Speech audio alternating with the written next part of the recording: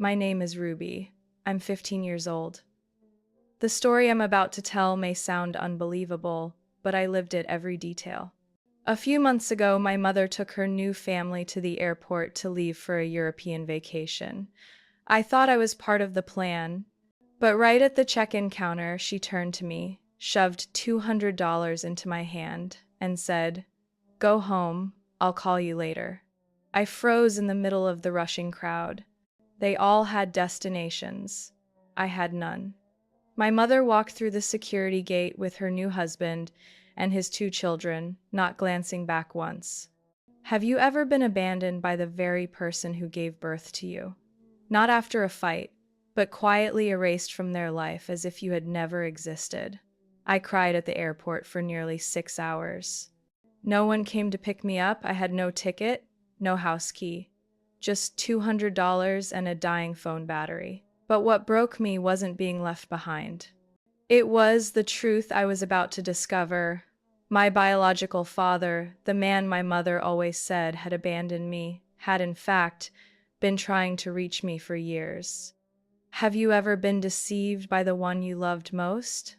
If this story touches something in you, leave a comment below, hit like and subscribe to hear the full journey of how I survived that fateful day, because everything was only just beginning.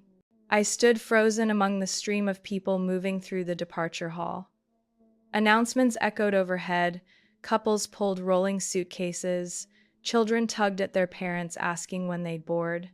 The smell of coffee, expensive perfume, and baked goods blended in the air, but I felt nothing except the salt of tears and a chill racing down my spine. My mother was gone. No hug, no advice, no look of regret, just a cold line and a hurried bill. "Figure it out yourself. I'll call later."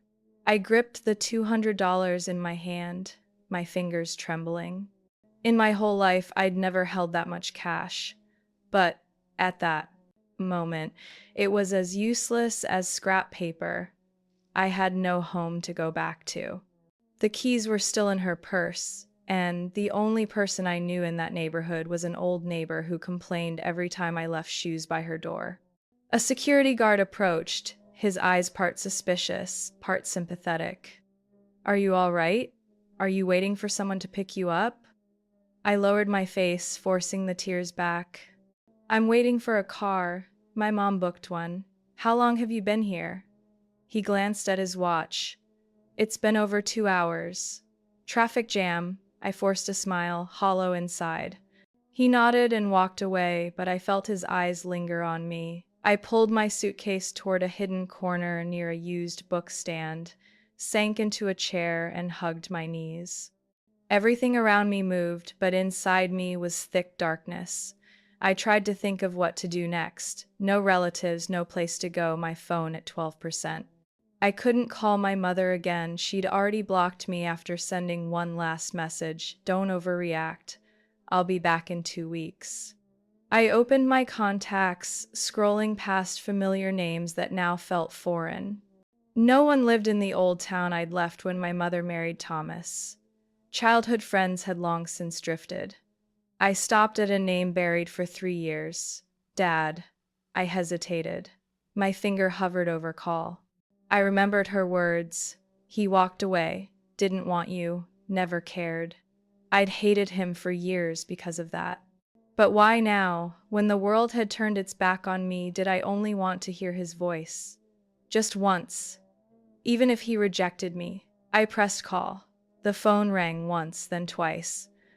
I nearly hung up when a deep male voice answered. "Hello?" I stayed silent, throat tight. Just hearing him made me want to break down. "Who is this?" he asked again, his tone now worried. "It's me, Ruby," I whispered, my voice small as dust. A pause. Then his voice, trembling. "Ruby? Is it really you?" I burst into tears. Years of hurt flooded out. "Dad, Mom left me at the airport. She went with her new family. I have nowhere to go." His voice turned firm, like he was forcing himself to stay calm. "Which airport? Tell me where you are. I'll be there right away." I quickly gave the name, the gate, the section. He didn't ask another thing, only said, "Stay put, don't move. I'm coming no matter what." I hung up, dazed, unable to believe what had just happened. I had called the man I thought had abandoned me, and he was on his way. Not sending money, not asking someone else, coming himself. My phone dropped to 8%. I texted the number just in case. "Please tell me this is real." Then I sat still in the buzz of passengers, the clatter of wheels, and the endless boarding calls. An hour, then two passed. Night began to fall. Doubt crept in. Maybe mom was right. Maybe he had another family, a company, no room for me. Just as I rose to find a charger, an airport employee in a blue uniform approached. "You're Ruby, right?" I nodded, startled. "Someone called the service desk saying your father is coming. We'll take you to a private lounge." They led me through winding hallways, frosted glass doors, service elevators. At the end was a small room with leather chairs, bottled water, and cookies. Another staffer smiled at me. "Rest here. Your family will arrive soon." I sat, dazed, as if in a strange dream where no one scolded me for crying, where someone finally asked, "Are you okay?" My phone died after one last message. "Are you almost here?" An hour later, the door opened. A tall man with silver at his temples stepped in, his eyes scanning until they landed on me. "Ruby?" he called. I didn't answer. I just stood, heart stopped. I didn't remember his face clearly, but his eyes, his gaze, I knew them instantly. He strode forward. "It's Dad. I'm so sorry." I stepped toward him without thinking. "I thought you didn't want me anymore." "I never stopped thinking of you," he whispered, pulling me into a tight embrace. That hug didn't erase the pain, but it was the beginning of something I never dared hope for. A real family, a place to belong, someone choosing me not out of duty but out of unconditional love. I sat in the car beside him, my hand still gripping my bag strap, though there was no reason to fear being left again. Outside, Los Angeles at night glittered with lights. Cool air slipped in through the cracked window, but what made me shiver was the warm presence at the wheel. Michael, the man I once called that guy, now glanced at me at each red light. The space between us was hesitant, like a song not yet found. "Are you hungry? I brought some sandwiches, though they might be cold," he asked gently, without pressure. I shook my head. "Maybe later." Silence stretched a few minutes before I dared ask the question lodged in my chest for years. "Why didn't you ever come for me?" He didn't answer immediately. He merged onto the highway, signaled, then exhaled, a heavy breath carrying decades. I tried, over and over, every month, every birthday. I sent letters, cards, gifts. Nothing ever came back. "Your mom moved without telling me, blocked my number. Your schools wouldn't respond." I even hired private investigators. I looked at him, a storm of anger, doubt, and sorrow. "Then why did she say you didn't want me?" He gave a faint smile, not of joy, but of resignation. "Maybe because when I was broke, she couldn't bear it?" My first startup failed. I lost everything. She didn't want to wait. I was too busy clawing back to fight properly for visitation. By the time I realized, I'd already been erased from your life. I turned to the window, memories hitting, holidays with just mom, her bitter words whenever I asked about Michael, nights crying in silence, convinced I was unwanted. "I hated you," I murmured. "I thought you were weak, irresponsible, selfish." He nodded. "I don't blame you. If I were you, I'd think the same." I studied him. In the glow of street lamps, his face bore lines of time. Tired, steady, still warm. "Don't you hate her?" He stayed quiet, then finally said, "Yes, but hate doesn't help. I just regret all the years I could have driven you to school, heard your stories, held you when you were sick. Regret that I didn't fight harder to keep you." The car turned into a quiet neighborhood. Streetlights reflected on white fences. Ahead stood a gray-roofed two-story house, porch lights glowing. Michael stopped, cut the engine. "Welcome home." I stepped out, hesitant with the unfamiliar feeling of being awaited. The door opened. A tall woman in her 40s with blonde hair pulled back smiled warmly. "Hello, Ruby. I'm Laura." I nodded shyly. "Hi. Come inside. I may be a doctor, but I can still make hot chocolate." I entered. The smell of fresh wood, cookies, and soft yellow light embraced me. My chest tightened at the warmth. Laura led me upstairs to a room at the end of the hall. White door, brass knob. When it opened, I was speechless. A wide room painted in soft light blue. A queen-size bed sat by the large window overlooking the backyard. Next to it was a desk, a bookshelf, and a fabric armchair beside a tall lamp with a warm glow. On the desk stood a photo frame holding a picture of me as a child. "Michael prepared this room a long time ago," Laura said. "He always hoped one day you'd come back." I stepped inside, my hand brushing the corner of the desk, the neatly folded blanket, each object both strange and familiar. "Thank you so much," I murmured. Laura placed her hand lightly on my shoulder, as gentle as a breeze. "Tonight, no one is leaving you behind."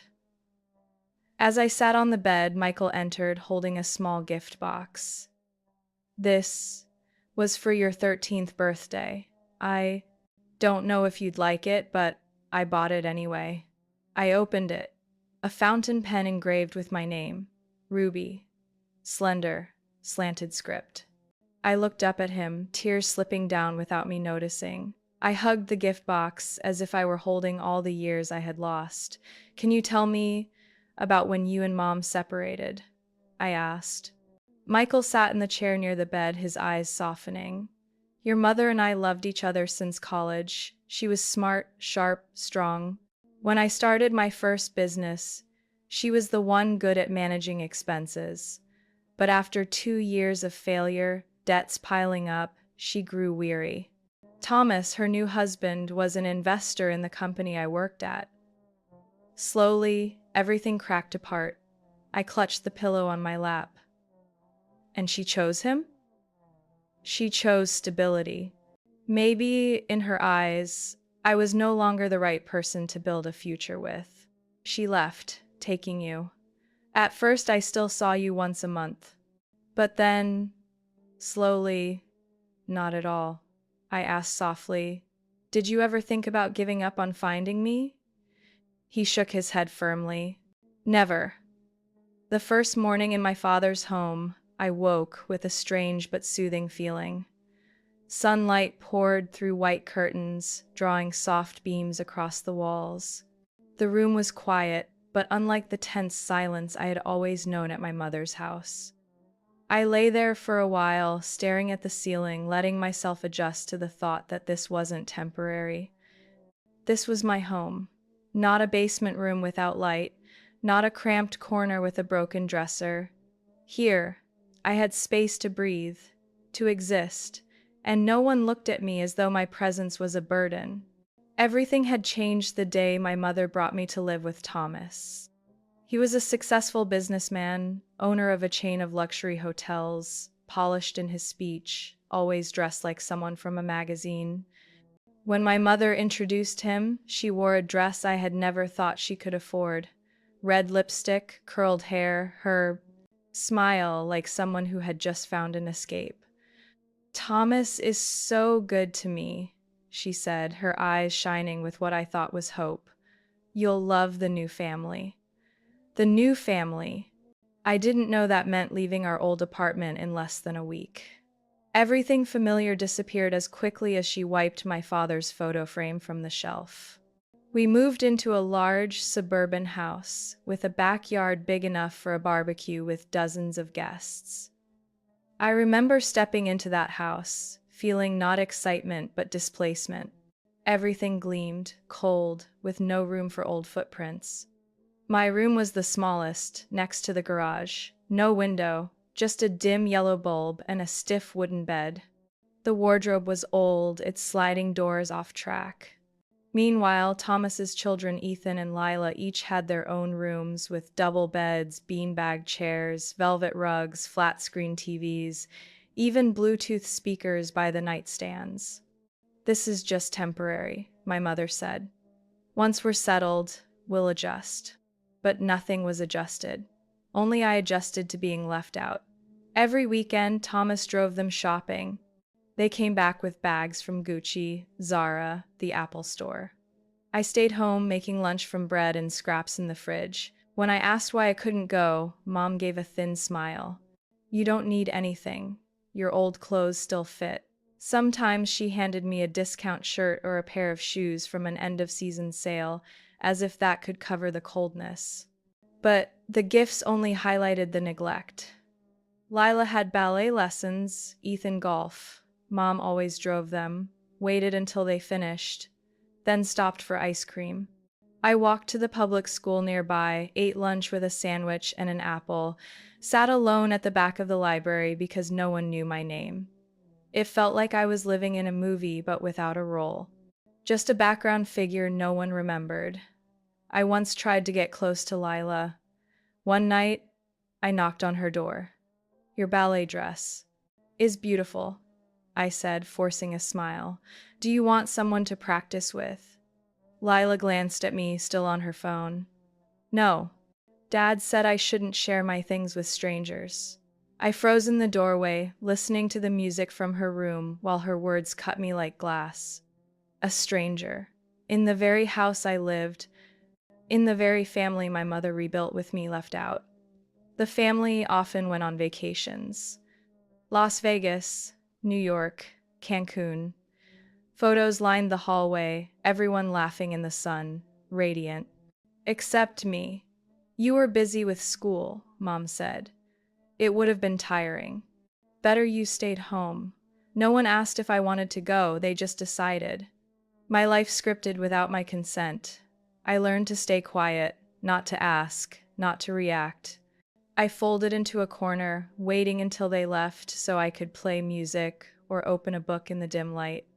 But the deepest cut wasn't from Thomas or his kids. It was from Mom.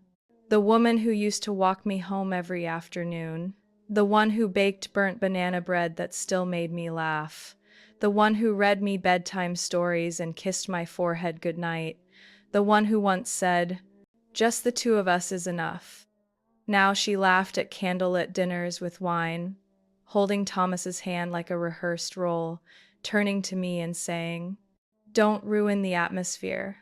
I searched her eyes for the mother I knew, but she was gone. All that remained was a polished woman in makeup, straight-backed, lips painted red, careful under her husband's gaze. I no longer knew who I was in that house. A guest, an intruder, a past she wanted buried. I don't remember when I began to retreat, only that the older I got, the quieter I became, less demanding, better at hiding feelings behind a calm face. Until that day at the airport, when she walked away with her suitcase without looking back. That moment, something cracked inside me. Not because I was abandoned, but because I realized she had stopped holding on to me a long time ago. After months of being sidelined, the idea of a European trip shocked me into silence.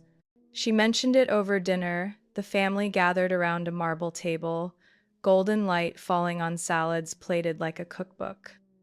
"Thomas booked a vacation in France and Italy," she smiled, voice airy. 2 weeks. The whole family to relax together. I looked up from my cold greens. "I'm going too?" She glanced quickly at Thomas, then nodded with the same fixed smile. "Of course, your family." Hearing her say that, I wanted to believe. Even though part of me knew her promises always dissolved, hope is stubborn.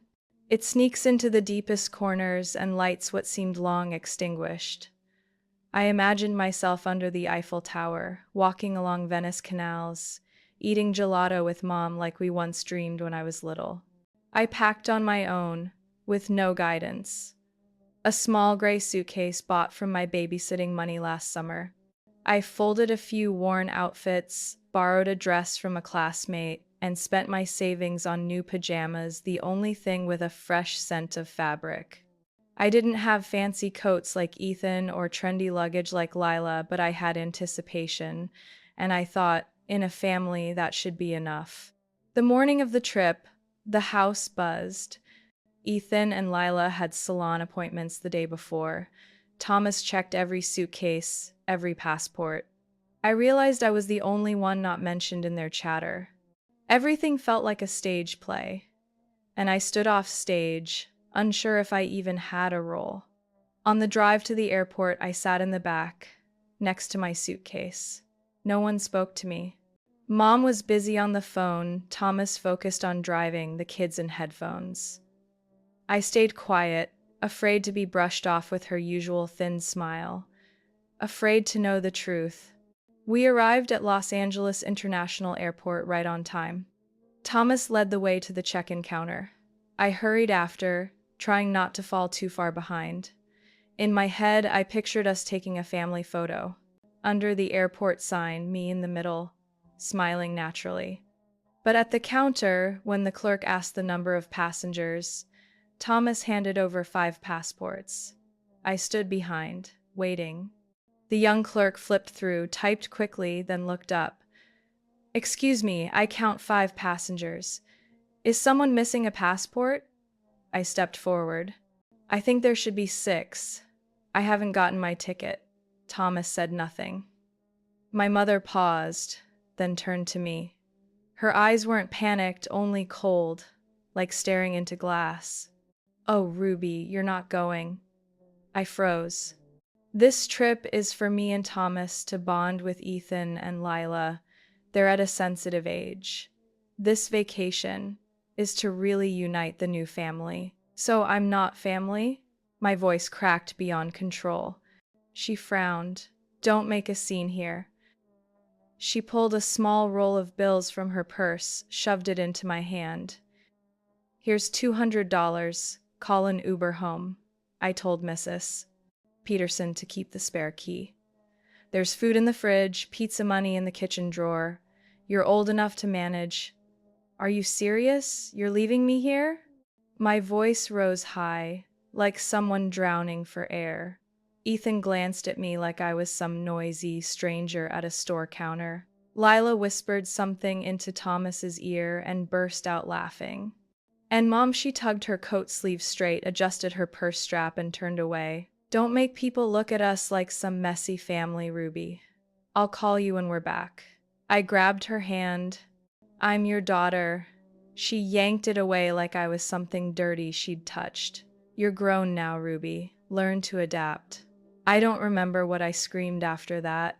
Only the feeling of everyone around stopping, staring at me like I was some out-of-control girl. And while I was still trying to understand how everything ended like that, Mom was already pulling her suitcase through security, Thomas's arm draped loosely over her shoulders, the 2 kids chattering behind. No one looked back. I stood frozen, in the middle of a vast airport, among passengers with destinations and people waiting, and me, a child with a small suitcase, $200 in hand, and a truth shattered before me left behind, not because of a missed flight, not because of a lost ticket, but because I no longer belonged. I don't remember how long I sat on the hard chair near the souvenir book stand. The world spun on as if nothing had happened, the loudspeakers announcing flights nonstop, people rushing past, airport staff smiling at passengers, colorful suitcases rolling by like a train that would never stop where I belonged. I pulled out my phone, calling Mom at least 4 times. Each call rang briefly, then dropped into voicemail. The text I sent, "Mom, I don't know what to do," still showed as sent but never read.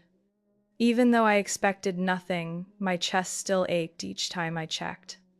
I tried calling Thomas, then Ethan. Both numbers blocked me. Lila had never given me her number. My phone screen showed 7% battery. I plugged it into an outlet near a cafe, but the crowd was too loud, my head pounding. I didn't know what I was doing anymore. I wasn't crying, maybe because my body was drained dry. I just sat there, clutching my bag as if it were a fragile hope that anyone besides Mom, would notice I'd been left behind. A while later, a middle-aged woman in a blue uniform approached. Her hair was curly and tied up, a name tag pinned to her chest. Gloria, customer service. "Sweetheart, are you all right?" Her voice was low and warm, not pushy, not prying. Startled, I looked up awkwardly. "I'm fine. You've been sitting here a long time. Is someone coming for you?" I nodded, then shook my head, then stopped, not knowing what to say. "Where are you headed?" I lowered my face. "I don't have a ticket. They left." She studied me for a moment, then gently sat down across from me. "Who left?" I stayed silent. She didn't press. Instead, she pulled a pack of cookies and a small bottle of water from her bag and set them on the table in front of me. "Eat something. Low blood sugar will make you dizzy. Trust me, I've seen many girls sit here just like you. Not everyone has the courage to speak up." I looked into her eyes that reminded me of nights long ago when Mom stroked my hair as I burned with fever back when she was still just mine. "Thank you." I took the cookies, opened them, chewed mechanically, but the sweetness in my throat suddenly softened something in my chest. Gloria stood, saying she'd be back in a few minutes. I pulled out my phone again, scrolling through contacts until I stopped at a name untouched for 3 years. Dad. That name was forbidden. Every time I mentioned him, Mom's jaw clenched, her eyes flashing cold. Then she snapped, "Don't bring him up again. He didn't want to raise you. Don't make me hurt more." As a child, I believed her. But the older I got, the more cracks appeared. Birthdays without him. Questions unanswered. Her evasive eyes when I asked, "Did Dad ever write to me?" I stared at the name, my finger trembling with fear. Not fear of being scolded. Fear the call would prove Mom right. I pressed dial. 1 ring. 2 rings. 3 rings. I was about to hang up when someone answered, breath mixing with static. "Hello?" I couldn't speak. My throat locked. My eyes burned. "Who's calling?" His voice was deep, unfamiliar, yet something about it made my chest tighten. I swallowed hard. "It's me, Ruby." Silence. Then his voice burst into my ear. "Ruby, my Ruby." I broke down. "Dad, Mom left me at the airport. They went to Europe. I don't have a ticket. I don't have anywhere to go." I sobbed, unable to stop, words spilling like a flood. I don't remember exactly what I said, only that I didn't hold back. No walls, no fear. I was too tired to pretend anymore. He didn't interrupt. He just listened. And when I finally quieted, he asked, "Which airport are you at?" "Los Angeles. International Terminal, Section B." "Stay right there. Don't move. I'll come get you. It'll take a few hours, but I'll drive down right away." I froze. "You don't have to." "I want to. I have to. You're my daughter." I hugged the phone, my heart pounding as if revived. "Can you charge your phone somewhere?" he asked. "Battery's low, isn't it?" "About 4% left." "Then listen, go to the nearest customer service desk. Tell them you just called your dad and I'll call back to confirm. They'll keep you in a safe area. Don't leave. Don't talk to strangers. I'm on my way." I nodded, though he couldn't see. "Thank you, Dad." "No thanks needed. You called me, that's everything." I ended the call, tears still falling. A little later, Gloria returned. Seeing me clutch my phone, face wet, she hurried over, handing me tissues. "You reached your family?" I nodded, smiling through tears. "I just spoke with my father. He's on his way." She paused for a beat, then smiled softly. "That's good. You deserve someone coming for you." I followed her to the customer service desk. After hearing Gloria explain, the staff led me to a small lounge in the back, with outlets, leather chairs, and hot water. They spoke kindly, not prying. One even brought me a muffin and a cup of tea. I sat hugging the tea, my heart still trembling. Out there, the world carried on. But here, at least I wasn't left behind. And somewhere, my father, the man I once believed had abandoned me, was driving toward me. I curled up in the lounge chair, head against the soft leather, drifting between restlessness and fatigue. The sound of rolling suitcases outside reminded me the world was still moving, while I was stuck between past and future. The light in the room was gentle.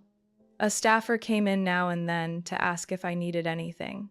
I nodded, thanks, not really for the tea or muffins, but because being asked if I was all right had been missing from my life for years. I don't know how long I dozed.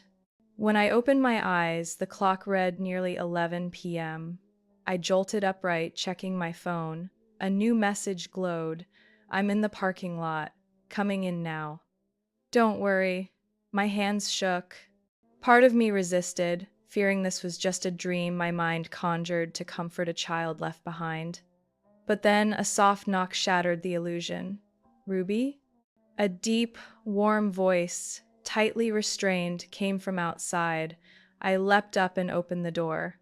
The man standing there was tall, salt and pepper hair, face drawn from the drive, but his eyes, those eyes, hadn't changed. The same gaze I'd glimpsed in the old photos Mom once hid, before she tore them apart. Dad, I whispered, my chest aching as tears burst free. Michael spread his arms. I rushed into them without hesitation. He held me tightly, his hand firm yet gentle against my back, as if afraid I'd vanish if he didn't. I'm here, he whispered. I came to bring you home. I buried my face in his shoulder, smelling sweat and faint mint from his coat. All the hurt, all the loneliness, poured out uncontrollably. Later, we sat together in the car. I was silent. Michael didn't pry, only handed me water, draped a small blanket over my shoulders, then started the engine. On the drive to the hotel, I watched the streetlights blur past, like memories rushing backward. You're not what Mom said. I finally spoke. Michael gave a small nod, eyes steady on the road. She said you didn't want me, that you never sent letters, never cared. He turned into the hotel parking lot, stopped the car, then faced me fully. I brought some things, he said, reaching into a bag in the back seat and setting a wooden box on my lap. I opened it. Inside were stacks of letters tied with old ribbon, envelopes carefully stamped with my name in neat handwriting.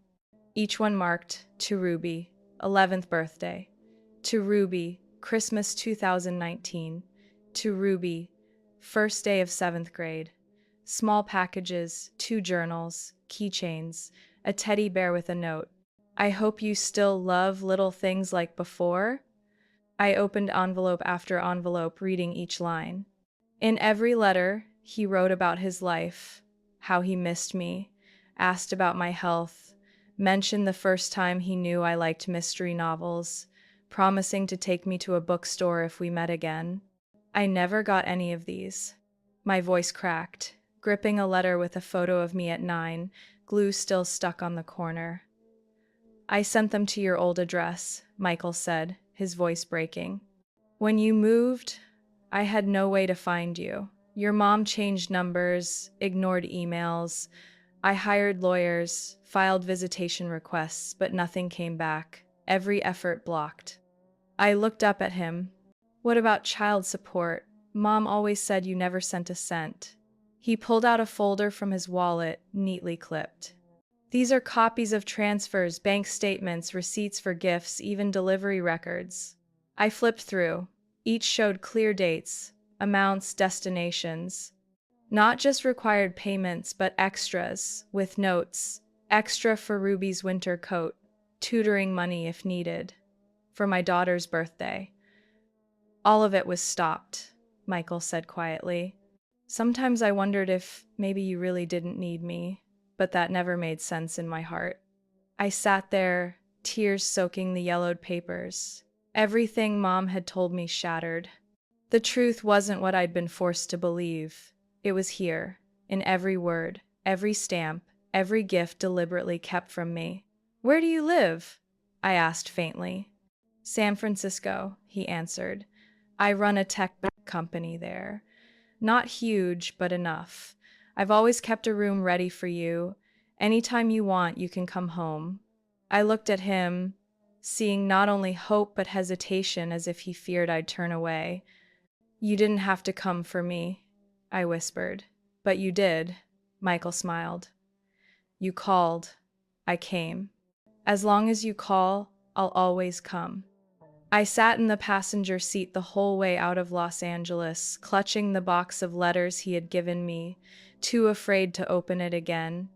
Not because I feared more pain, but because I feared I would crumble into tears I couldn't stop. Michael drove steadily, glancing at me now and then, but he didn't ask questions or try to make me talk. We let the car stay as quiet as still water, though inside me was a whirlpool: shame, relief, ache. Outside the window, the scenery shifted. Crowded buildings gave way to tree-lined roads, the air turning cooler. As the car wound along the coastline, I caught the faint salt in the breeze, glimpses of waves flashing in the distance. Something about it made me sit a little straighter.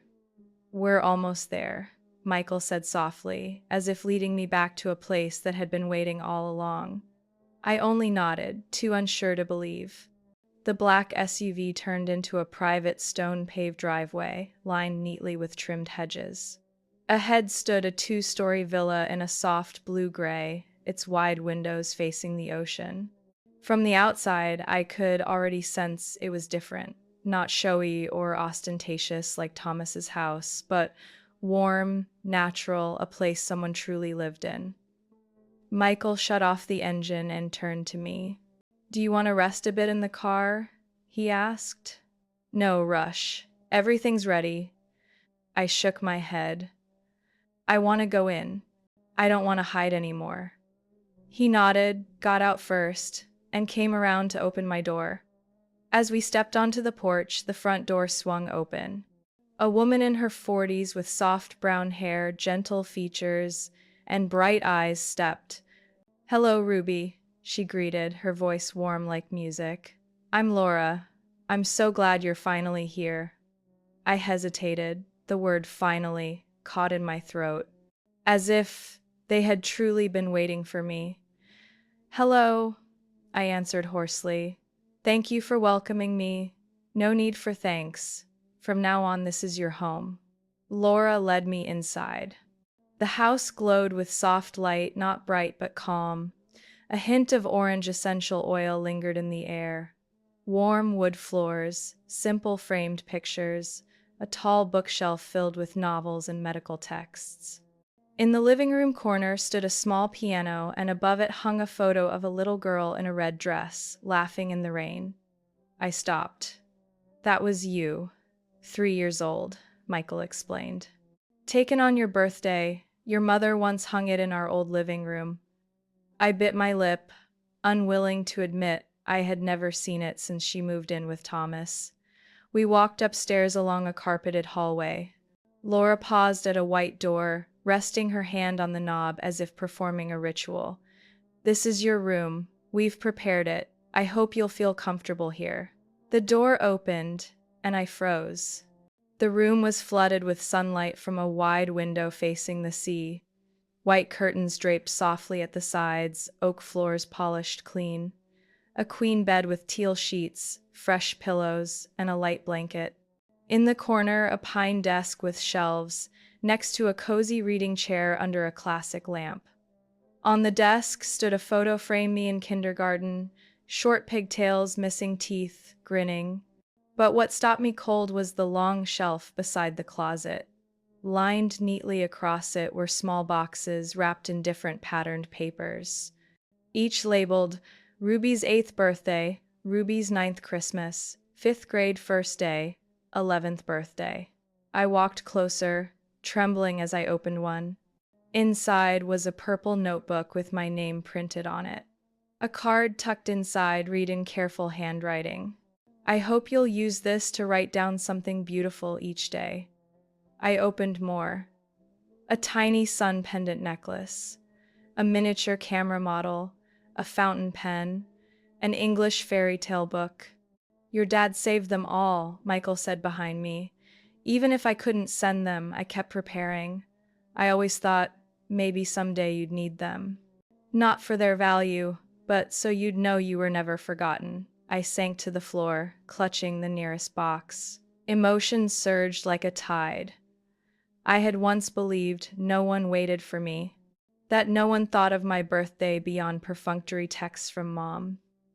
And now, these boxes, gathered year by year, proved I had always been remembered, even if only in silence. Laura placed her hand gently on my shoulder. You don't have to say anything, just let yourself be accepted. I'm a psychologist, but some things don't need analyzing. They only need love. I looked up. Her eyes held no pretense. Everything here, the way Michael spoke, the way Laura looked at me, even the coat hanger in the closet, wasn't staged to soothe me. It was real. The very things a child should have, but I had been denied for years. Can I call you Dad? I whispered, not daring to look directly. Michael came closer, sitting beside me. Only if you want. But if you do, it'll feel like I've been given a whole new life. I never thought summer afternoons by the coast could feel so calm. Waves lapped gently outside, breeze whispered through the willows in the yard. Yet, in that upstairs room beside the pine desk, truths were tearing apart the childhood picture I once believed. Michael set a large box on the table, pulling out a chair beside me. He exhaled, resting his hand on the lid as if gathering strength before opening it. I didn't ask. I just sat, clutching my sleeves, tangled inside. Ruby, he began slowly, I don't want you to have to face this, not when you've only just begun to feel steady again. But you deserve to know, and I don't want to hide anymore. Inside were stacks of documents, clipped neatly by year. Bank slips, statements, transfer receipts. I flipped through. Every month, without fail for more than 10 years, payments sent to my mother's name, Amanda Lee. One note read, Ruby's fall semester tuition, $2,000. Ruby's birthday gift, $500. Second quarter health insurance, $1,200.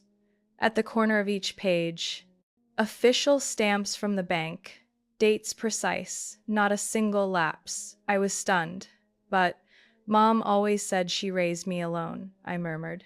She said you never sent anything, that you disappeared, never cared. Michael nodded, eyes blurred yet voice steady. I sent letters, birthday cards, books, gifts, all returned or ignored. At first I thought she was busy, but after a few years I hired lawyers. They found you were still living with her, still in school, not in danger. I never imagined she would use you as an excuse to take money. I dug deeper. Handwritten letters from Michael, shaky pen strokes, crossed out and rewritten lines. Each carried pieces of his heart. Ruby, I never abandoned you. I waited every birthday, prayed you'd come. Even one word from you, I'd wait. I broke down, not with quiet sobs, but with the collapse of everything inside me. For years, I believed Mom. Believed her when she said Dad left because he didn't want to raise a burden. Believed I was just a weight, a stain on a failed marriage. Yet he had been there, quietly sending money, letters, love I never felt. Laura entered with 2 cups of tea. She set them down gently, her gaze soft, as if she already knew what I was enduring. She didn't intrude, just sat by me, hand on my shoulder. He always kept everything, she murmured. Many nights, Michael reread the letters, then wrote another, even knowing no reply would come. Why would she do this to me? I asked, my voice breaking. Laura studied me, then turned to Michael. He gave a small nod, as if they had agreed on this moment. There's something else you should know, Laura said, about Thomas, and about why your mother never wanted you out of her reach. She pulled a file from her bag, its header bold, Financial investigation report, Thomas Greenwood. My eyes widened. This is your stepfather, Laura confirmed. He once worked in real estate investment in San Diego. 3 years ago, his firm was investigated for misappropriation and manipulating records. At one point, Thomas was nearly prosecuted, but somehow he escaped. Michael added, the only person who testified for him was your mother.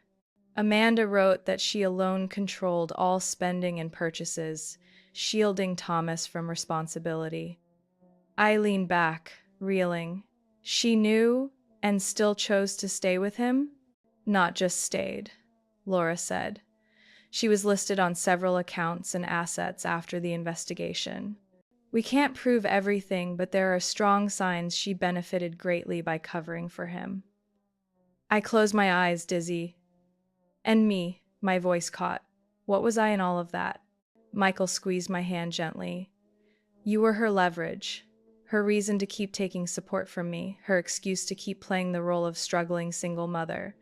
But not because you lacked value, because she never saw you as your own person, only as a tool. I stayed silent a long time. The filthy pieces of the old picture fell apart.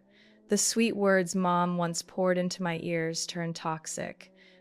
The days I scraped coins for textbooks while she wore designer clothes and drove new cars to pick up Thomas's kids from lessons.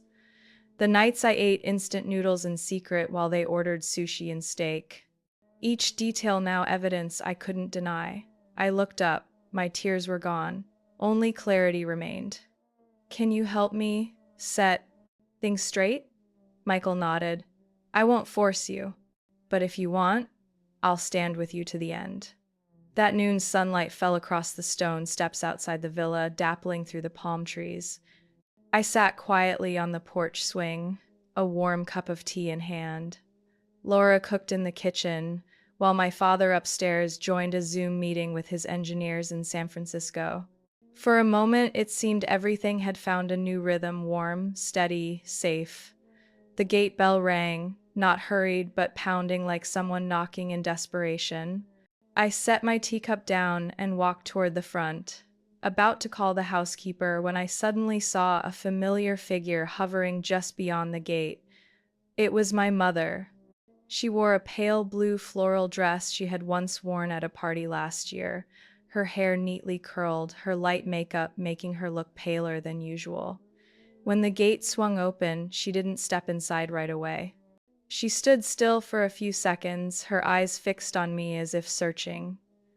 Then, suddenly, she burst into tears and rushed forward to throw her arms around me. Ruby, sweetheart, I'm sorry. I was wrong, it was all a misunderstanding. Please, come back with me. I stood still, no struggle, no reaction. The scent of her perfume pulled me back to nights spent alone in a cold room, to the cruel words she had flung at the airport as if I were a stranger. I let my arms fall from her grasp and stepped back. You want me to believe this was a misunderstanding? I asked calmly. Then how do you explain these letters? I opened the folder I had prepared and laid it on the tea table where she could clearly see. Each letter sealed in plastic, most with clear dates and postmarks, each filled with love from my father Michael, sent faithfully for over a decade. You told me Dad abandoned me, I continued, each word cutting a line in the air. But the truth is, you took the money, the gifts, the birthday cards he sent me. You kept everything, never once told me. Her face drained of color, she forced a weak smile. I had my reasons. Back then, I only wanted what was best for you.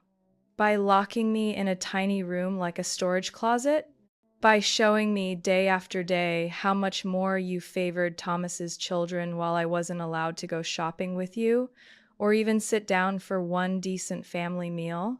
Laura stepped out from the house, gently setting down a tray of pastries. She didn't say a word, only sat beside me, her eyes on my mother like a doctor, waiting for a patient to confess the truth. Moments later, my father came down the stairs. Seeing my mother, he froze, then walked closer. Amanda, he said, his voice steady and low. I never thought you'd come here without a real explanation. My mother lifted her head, but her tears had dried. She opened her mouth to speak, but the sound of a car pulling up outside the gate interrupted her. A man stepped out, Thomas. He wore a white shirt, his tie loosened, his face tired but still composed. Seeing my mother cornered by evidence, he frowned. What are you doing here? I asked, staring straight at him. He gave a dry laugh. I didn't plan to interfere. But Amanda wouldn't stop crying, saying she couldn't lose her daughter. So I thought I should come. Michael rose, his voice firmer than ever. We've already spoken with the lawyers. With all this evidence, I'll be filing for full custody of Ruby. She's no longer a child left defenseless. Thomas smirked. This is more complicated than you think. Amanda is her biological mother. And, more than anyone, she knows how to twist things in her favor.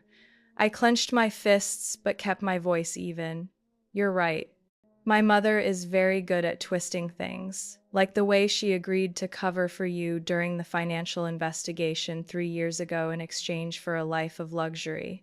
Like the way you once told her to abandon me so it would be easier to blend in with your new family. Thomas stiffened.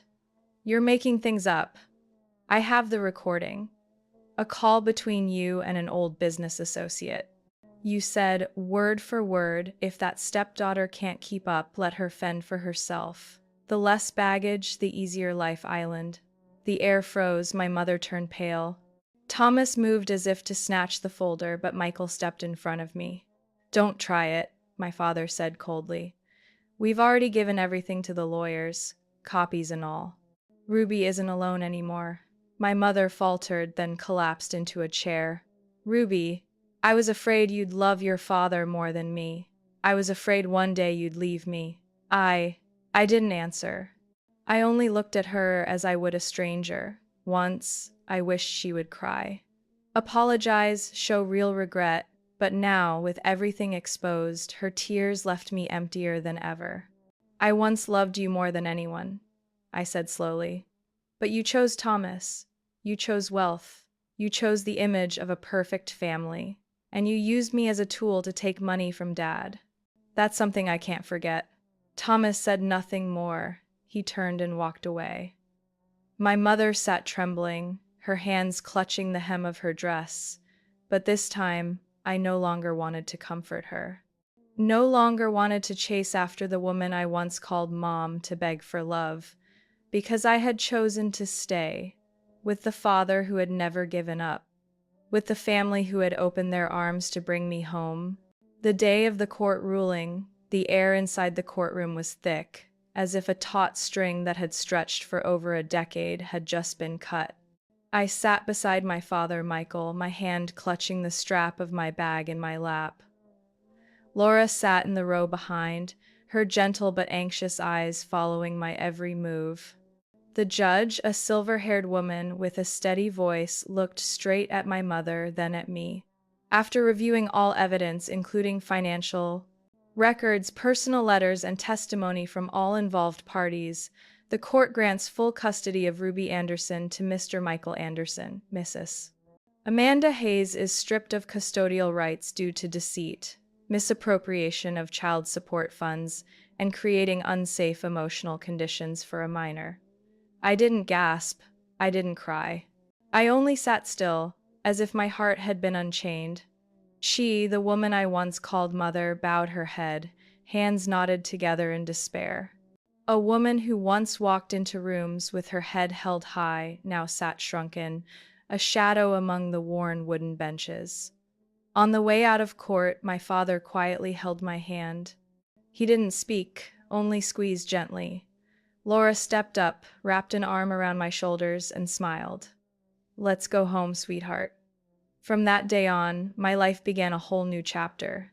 Michael transferred me to a private school near the coast, a small campus filled with flowers, each class no larger than 15 students. For the first time, I had real friends.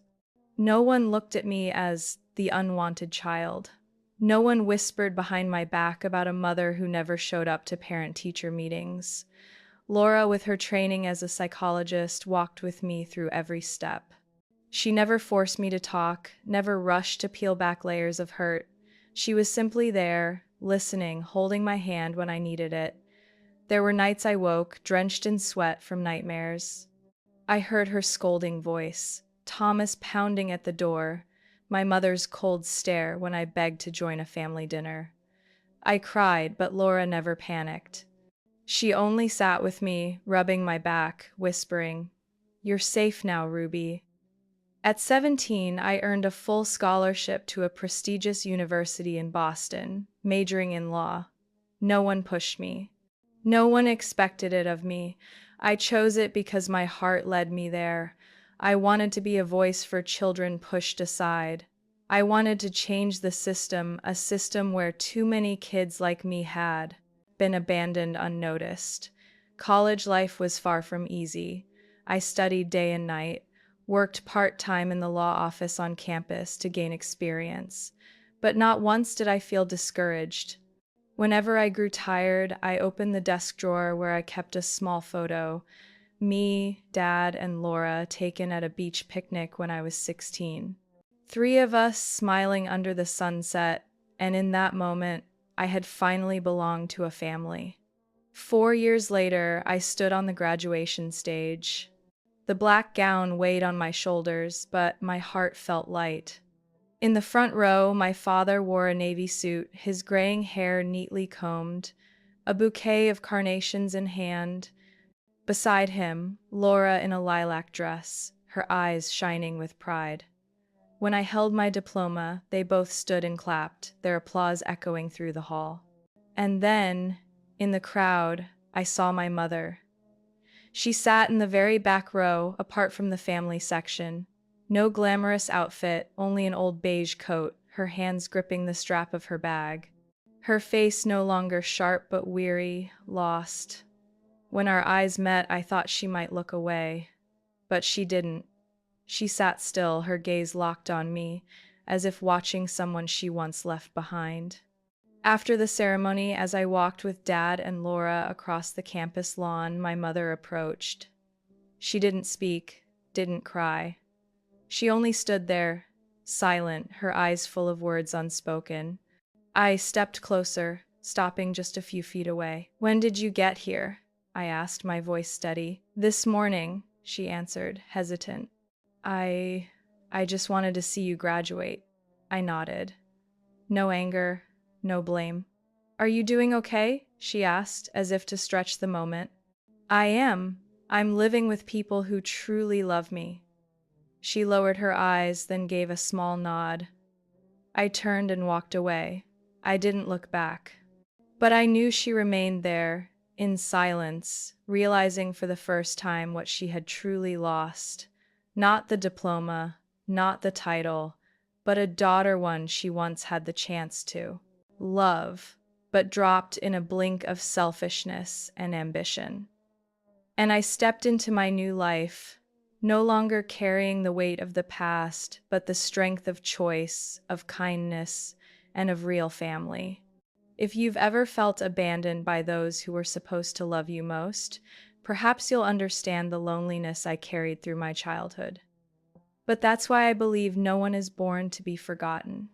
Every child deserves love, to be heard, and to be given the chance to choose their own path. My story isn't about blame or resentment, but a reminder that sometimes the deepest wounds come from silence, from indifference mistaken for love. And in the darkest moments, life still has a way of bringing us to those willing to love us with their whole hearts. What do you think of my story? If it were you, could you forgive? Would you choose to confront or take another path to heal yourself? I would love to read your thoughts in the comments. Because maybe, just maybe, your story is waiting to be told too, and it could reach someone who needs a spark of hope. If this story made your heart pause for even a beat, hit follow so you won't miss the next heartfelt stories about family, about choices, and about those imperfect families that still hold the chance to heal.